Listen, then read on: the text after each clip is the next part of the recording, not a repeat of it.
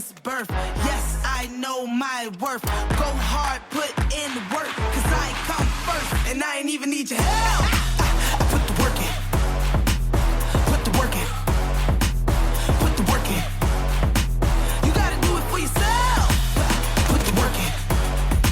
I heard you looking for results. What's up, everyone? Welcome back to another tournament breakdown presented by MidwayUSA. We are taking you to Santee Cooper Lakes from Clarendon County, South Carolina. Talk about an absolutely incredible fishery that was. Man, if you guys haven't seen the full series video, make sure you guys go watch that. We caught 98 pounds of bass over 4 days. So close to the Century Club. If you don't know, Century Club is when you break 100 pounds of bass over the course of 4 days. So 20 fish for 100 pounds. We were so close, so close. But absolutely incredible week. Finished up in third at that event and caught them doing, I would say, some different ways than what most people thought that bass would be caught at Santee Cooper in the spring. It's really known as a shallow water, cypress tree, sight fishing type of lake. And when we showed up there, that was my full intentions, was to go shallow, go to the bank, look around and, find whatever sight fish I could and lock down in an area. And I never found that. We had some really cold weather leading up to it. Actually, the first day of practice when we woke up in the morning was like 23 or 24 degrees.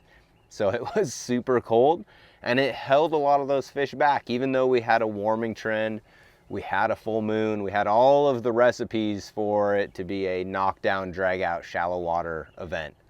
But in practice, it wasn't. I spent a lot of time cruising, burning down the banks, old Trex on 100, covering water, and I never saw the amount of fish that I knew lived in Santee Cooper, and I wasn't seeing the big ones that I knew lived in Santee.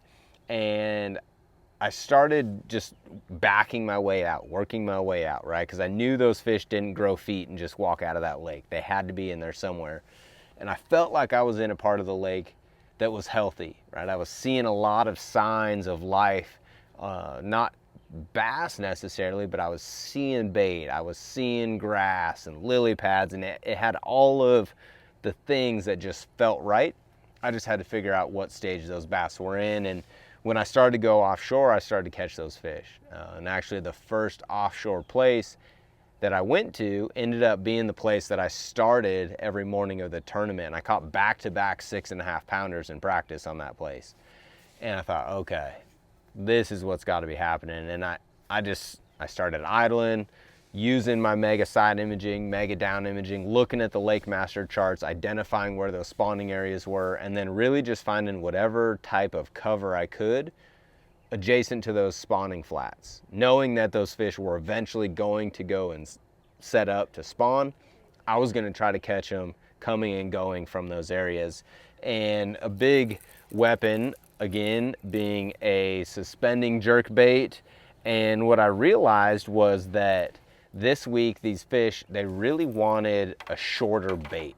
I actually caught a bass earlier in the week and he spit up a crappie, and he had the shorter crappie in his mouth. And I realized that when I went from a longer jerkbait to a shorter one, I started getting more bites, and when they ate it, every single one of them was head first, bill down in the throat, and I knew that I had figured something out.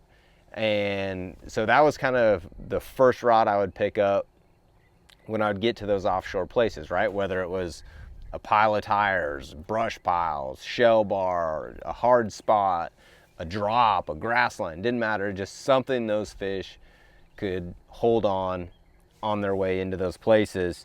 And I was throwing that, stepped it up to 12-pound Seagar Tatsu this week.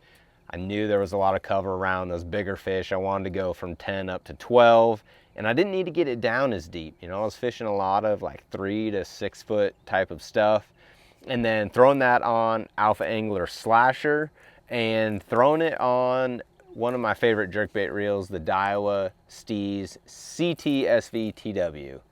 I know, it's a lot of letters, but those all have their meaning. You can go to MidwayUSA, look up all of the information about this stuff on their website. And really that was a key setup for me, right? Is being able to target those offshore fish and working it in different cadences, but it seemed like they really liked it, just kind of a quick jerk pause, you know, just and you'd pause and they would eat it, and it was a ton of fun.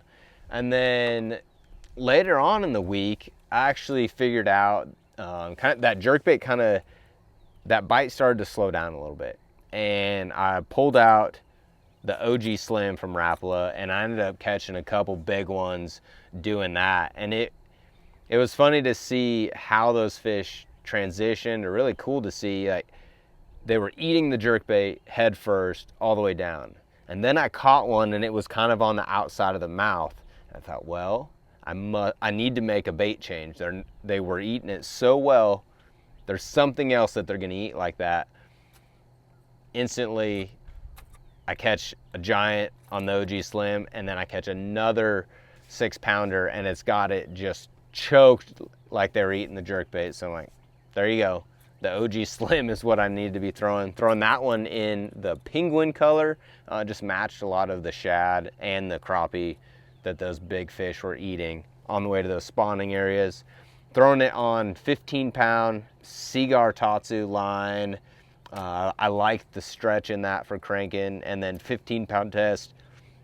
It's thin enough, but yet durable enough that I can bang this bait into that cover, not worry about my line and have to retie as often. Throwing it on the Alpha Angler Rebound, so 100% glass rod. Super important when you're cranking, especially on those big fish. You want it to be able to load up when you're fighting those fish next to the boat and they come up to jump.